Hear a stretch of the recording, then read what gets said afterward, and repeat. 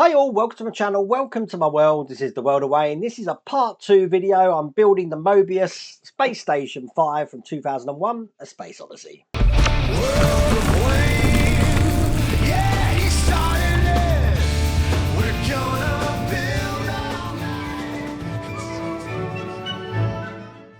Now, if you remember in the last video, I just got down to the masking and I was ready to actually paint that first ring. And today, I'm actually going to be finishing that first ring. So without further ado, let's get cracking. Okay, I'm going to start today by making the docking area. And this here is the floor. This is the back wall. Then we've got the left and right hand side walls looking like that. And then we've got the ceiling here looking just like that. I just put a little mark on the back there so I know that's the ceiling, but obviously in space doesn't matter which one's the floor and the ceiling, but for the purposes of putting masks on, it is important to know that. And then this is the front here. So once again, I've got the Aztek Dummy masks here. This is where we're up to, taking the windows off, but we are going to be putting some masks into place now. So it's the floor section that I want first, and I'm going to take one of these long strips first and put this into place. And then I'll do the same on the bottom. So on the floor section, the mask should look like that. Okay, let's bring the ceiling over. We want the two lines exactly like we just did. Now you do have a bit of artistic license how you put these masks on, but I've done it this way. Rather than have a full strip at the bottom, I did break it down into those sections there, but that's looking like that. The floor looks like this, and then the left panel looks like that there, and the right panel looks like that there. So when it comes to painting this now, to avoid light bleed, I'm going to be painting this side and this side black because there's no light going to be wanting to go through this. The same with the back wall here, that can be painted black both sides, but for these we can only paint, show you on the top camera, these sides black. We can't do the other side because we want light to go through that. And then I'm going to be putting that into a grey coat on top of that, probably some sort of off-white colour on top of that. But what I'm going to do in the meantime is I'm going to get these all primed up and painted. Okay, so I've adjourned outside there and I'm going to be using my matte black Army Painter colours, looking like this. And I'm probably going to give it 2 coats. We'll see how it goes on.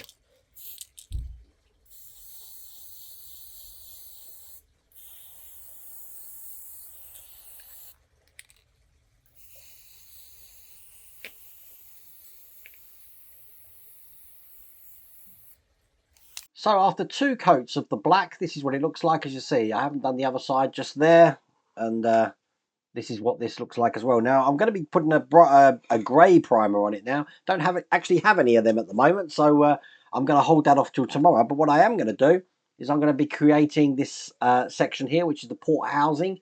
I've already done one of them, as you can see, but I do need to do this twice because obviously we've got the starboard housing to do, which looks exactly the same. So to do that, we have these parts here looking like that off the sprues. So these are number 7 and these are numbered individually, so you've got 11 and 10 and 9 and 8. They do need to go in a certain order though, so you're going to have number 11, which is this one here, going next to number 8, which is this one.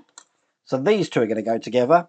And then on this side, it's going to be number 9 and number 10. So these will be going together like that, and it's going to go round in a circle in that number. So it's just a case, getting me glue out again, making sure that I've got number 11 and number 8 together. First thing I'm going to do is put one of these sections in, the inner spoke mount they're calling these. Hold it into place. And then just use some of my cement glue to keep this in. Brilliant stuff this is. Because give it 20 seconds, you only have to touch it and it seeps into the capillary action there. After 20 seconds, that's going to hold no problems at all. But that's how that looks. And then obviously the next one that's going to go here will be number 8. And when I put these together, rather than just attach the other side first, what I'm going to do is hold this like that to minimize the seam that I've got here, and then put my cement down here, and it will just minimize the gap that I've got here. Very much conscious that there is a little bit of gap there, but it does make short work of that. And then once we've got it done on that side, then I can put some cement on the other side here and put this the rest of the way in place. That's how that looks. I'm going to continue now by putting number 9 in and then number 10 in around the bottom there. So we'll come back and it should be looking like this. And there you go, that's that one completed as well. So I've done 2 of these. Now, to give an example of how these goes, is if you have it this way round, and I'm trying to find numbers 8 and 11, which is this way round, then if I've got 8 this side, 11 this side, then this is going to be going in there like that. That gives you an idea of how that looks.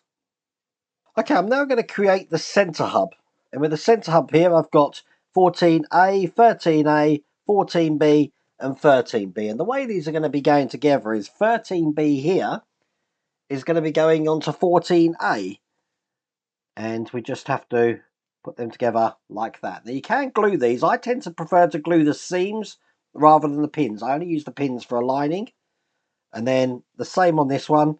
This one, just do a dry fit, is going to go like that, because what we need to do is amalgamate both of these together. So whereas I've got these two here, let me get this right. So the one I've got here is 14A at the bottom here. The one that I want on this side is 13A. So that's this one here. And we put this in so this sort of goes that way round. So you can see how in there it interleaves each other. And then the other pin for that is going to go into the other side. Just like this. And then once we've got them all together, that is how the centre part's going to look. So I'm just going to work on now putting some cement down all 4 of these seams. Now while I'm holding that, I have checked that I can get a wire through there, because I am going to need to put a wire through there that's going to operate the lights for the main ring. So once they're together, I'm just going to start putting the ends on. Putting the end on here, you see I've already done one, is exactly the same on the other side. Now I've just been trying to figure out if there's a way this goes on, and I've been trying to match up the pictures as well. Now if you want to know which way round it goes, the one of these is a thinner lug to this one here, which is thicker. So this is going to be going this way round. I'm just pushing that into place, and it's just a case of gluing that in. And there you go. When that's done, it looks just like that. And then the last things to put in, we've got these little rim sections here, which have got blades in them. They're going to go down here. So this is number 15 that I'm putting on top, just checking how that fits. That looks good. And I'll do a dry fit on the number 16, which goes on the bottom.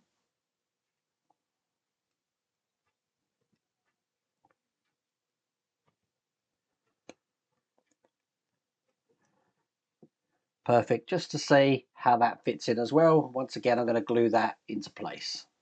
So that gives you an idea of how this looks when it's on there. As you can see down there. No problems at all. Now I'm not going to start gluing these ends on yet, because I want to get the lighting sorted out for the docking bay area. Now I'm going to light this side.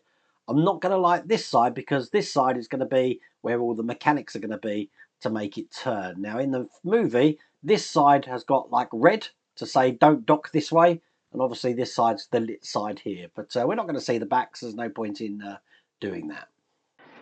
Now I've zoomed my cameras out a bit, because I'm now at a stage that I'm going to be mounting this to here using these spokes here. Now I've joined 2 spokes up already, but the other 2 I haven't, and there is a reason for that. But the first thing I need to do is just take these ends here, and they're going to be going, as you can see, I've been putting them around the side there. So I've still got 2 more to put in, and they just sit basically in there like that. And then once again, I'm going to use some cement to put that into place. Now if you have a look at this one, as you see, I've managed to get this lead that's got to the lights here just threaded through there, because I'm going to be passing this down one of those spokes. So I've got one more to put on. Let's put that on now. And then what my plan is to basically put this into place there, put the spokes on. I'm not going to be putting the detail sections on. I'm going to paint them on the sprue and put them in afterwards, because then I'm going to be painting everything this black. And I'm going to be doing all the light bleed and stuff like that, including inside this section as well. Once that's all dried and happy where it is, I am then going to be putting a layer of lights in here, strip lights. Then with this lead coming out of here, plugging into this plug just here, and then we're ready to go on doing the other side of it. So with these spokes, they look like this. They're just going to be going in this way here. So I'll get one glued in just onto this side. The ones that I've already completed, you can see that I'll be able to put these in no problems at all. So we'll have one here and we'll have one here. But then the problems start.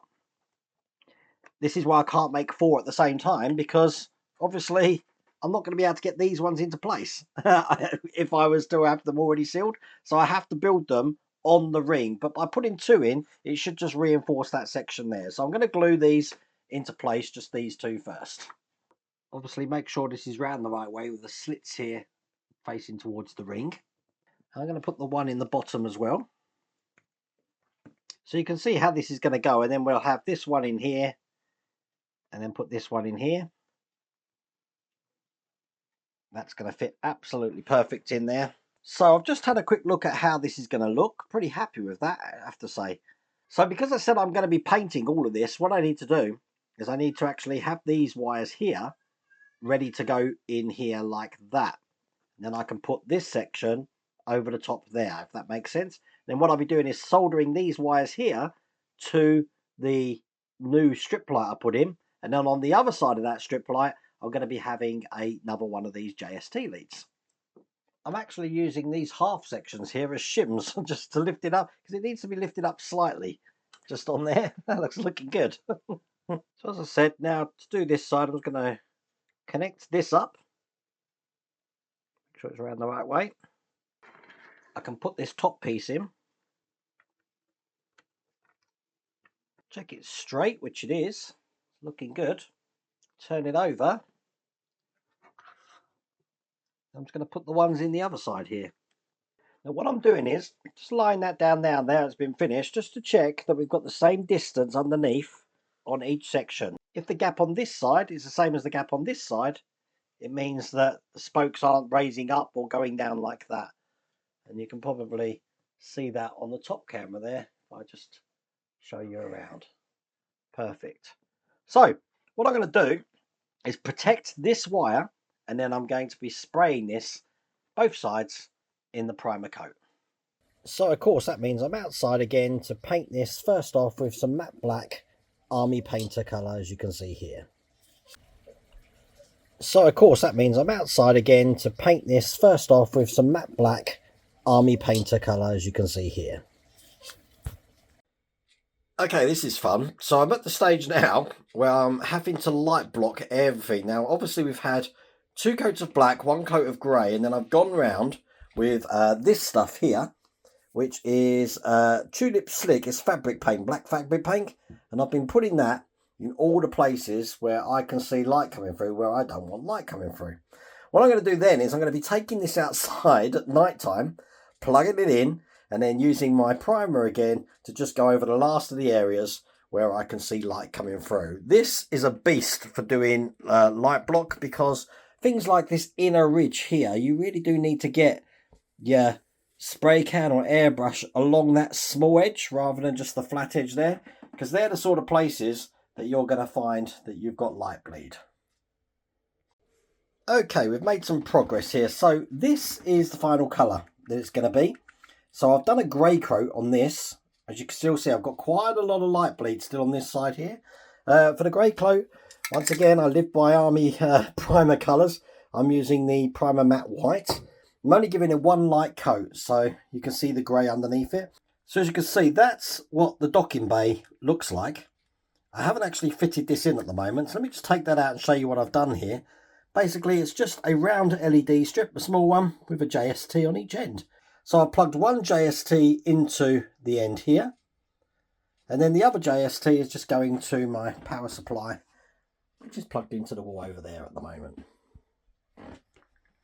But that is how that's looking. It's looking pretty good. Let me just feed that back in there, just like that. Now, at the moment, we've got a lot of light bleed. As I said, I haven't dealt with the light bleed on this side. Let me just turn out the lights. And as you can see, light bleed all on these joints here, in here. There's light bleed everywhere. But on the other side, I have dealt with most of it. There's only a couple of bits left to do. And as you can see, that's much better now. Things like this here, we do have another part to go over the top. And there's minimal light bleed on here now. Perhaps just a couple of bits here. But I'm going to be getting them at night time. So I'm waiting for the sun to set so I can go outside and do one final coat of grey on that. Then I'm ready to do that primer white coat to get that all done. There's also some just in the inside there, as you can see. But yeah, I'll be able to get that. Just to talk about this bit in a bit more detail, because you didn't see me put this together. It's basically putting in the 1, 2, 3, 4, 5 parts together, just gluing them in. And just to help with light blocking, I did put some aluminium tape just over the top of that. But that's come out really well. Okay, I'm very much aware I'm sitting in the dark at the moment, but I wanted to show you this. As you can see, the light bleed is all taken care of on both sides. Now, you can probably see some little bits of light all around the outer ring. That's where the masking is. So as soon as that comes off, we're going to have windows. If I just zoom up here, you can see inside the loading bay, which looks pretty cool as well. So what I'm going to do is turn the lights back on and do the long job of taking the masks off. Now I think I worked out there was 360 windows, something like that. So it's a case of taking a sharp blade and just taking them off like that. So 360. What I'm going to do is I'm going to do just a little area here, and then we'll have a look with the lights out, see how this looks. And there you go. I'm sure you'll agree. That's looking absolutely brilliant. Okay, so I've got to do the whole thing. So, brought what we created back into the workshop, and the first thing I'm going to be doing is putting these rails here along to the sides of each one of these spokes. Now, these details here need to face the spoke. There is holes in the middle, so I'm just going to line these up just to see how this goes. Then you can just push them into the side there. You know what? You don't even need to glue that in. That's going to hold itself, no problems at all. But that's just one in there. Let me just put one in the other side. Once again, it's this end here, which is going towards the top end of this. It's amazing how tight that goes in there. So I'm going to repeat that for all the other 3. And when they're all in, they should look like that. Now, in these sections here, I've got these fins to put in.